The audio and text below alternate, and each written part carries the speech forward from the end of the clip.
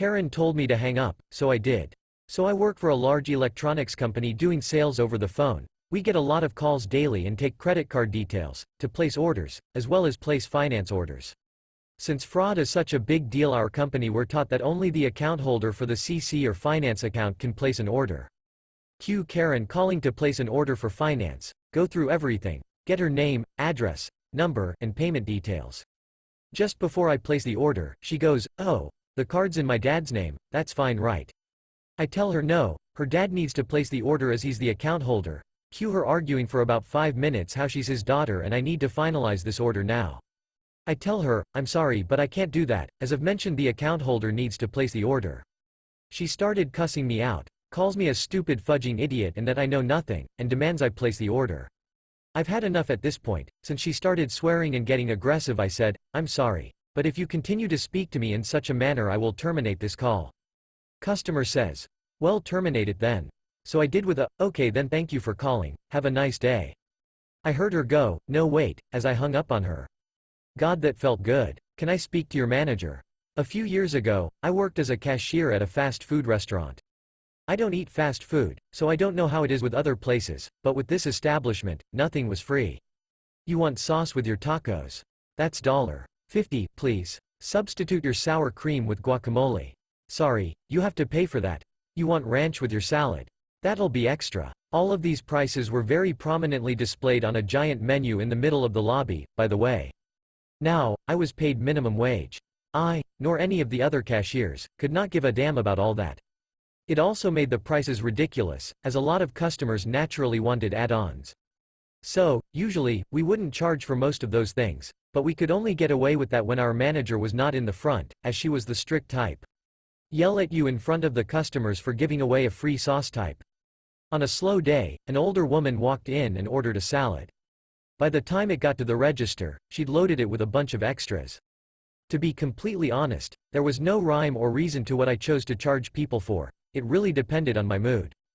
Her salad was pretty accessorized, so I felt like I had to charge for something, but I was having a good day, so I just rang her up for the salad and extra guacamole and that's all. It was something like $12.50. She immediately started to complain about the price. I explained to her that it was $11.50 for the salad and $1 for the guac. That's ridiculous. It shouldn't cost that much just for a salad. Even $11 is way too much. I'm sorry ma'am, but that's the price that's on the menu. Why did you raise the price so high? A salad should not cost that much. I tried to explain that I was only a cashier and did not, in fact, control the menus, but she would have none of it and only grew increasingly rude. Then, she dropped the classic, dreaded line. "Can I speak to your manager?" I hesitated, looked her in the eye, and said, "You don't want to do that." "No, get your manager. Right now." So I went to the back and told my manager that there was a customer who wanted to speak with her. She came to the register with me, looked at the salad, looked at what I rang up, and immediately started going off about how I didn't add the salsa, the chips, the house dressing. I was used to this, so I just stood there and stared at the customer as my manager screamed at me. The customer stared back, dumbfounded, as my manager took over the register, corrected the order, and left without acknowledging her at all. The salad came out to be around $16.50. The woman paid and left without another word. Edit for all the people asking. Capital letters killed my family, that's why I don't use them. Every request needs a ticket. Understood. A few years ago I was an IT analyst for an aerospace company in Toronto. There were 3 sites, and 1 analyst for each site. I was barely able to keep up with the workload for my site but managed. One day I found out that 1 analyst had given a month notice and had already quit. The company did not replace him. I had to drive daily between cities to manage both sites. Shortly after, my boss was let go. And I was given a new boss who lived in another country. The work piled up, and several employees at a time would have non-working computers because there was nobody to help them. I had to stop supporting projects that I was involved in with other managers, like getting 20 computers for the factory floor. This was definitely going to blow up, and I needed to cover myself. I had a talk with the GM and explained that I'd get walk-ups, phone calls, texts and emails because most of the employees refused to use the ticket system. I'd even have employees coming up when I was on a call and try talking in my ear.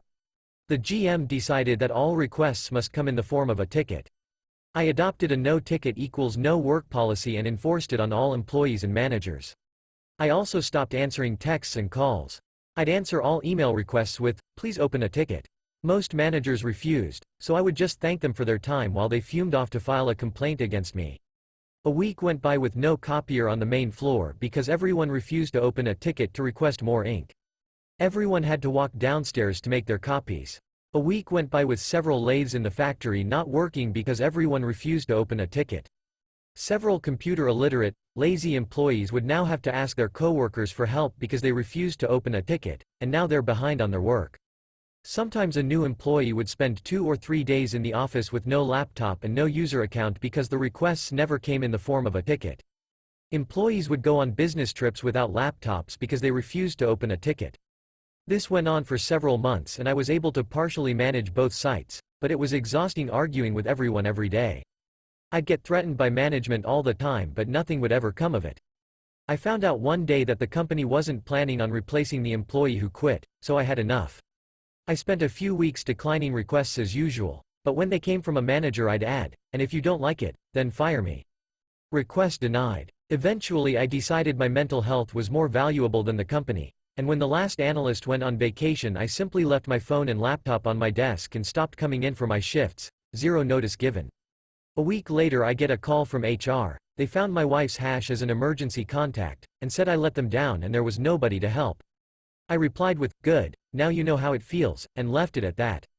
6 months later the only analyst left tells me the company replaced my position with 2, but they're still in rough shape. All they had to do was replace an employee. TLDR Aerospace Company doesn't replace IT staff when they quit, workload doubles. I get permission to decline requests that don't come in the form of a help desk ticket. Everyone refuses tickets, I refuse work, no work gets done. You put a limit on photocopying. Okay, I'll print. I am a teacher. The school I work for put a limit on the amount of photocopying we can do over the year. The number is not necessarily low, but if you do a written test every month, as you're expected to, you will quickly run out of your photocopying capacity.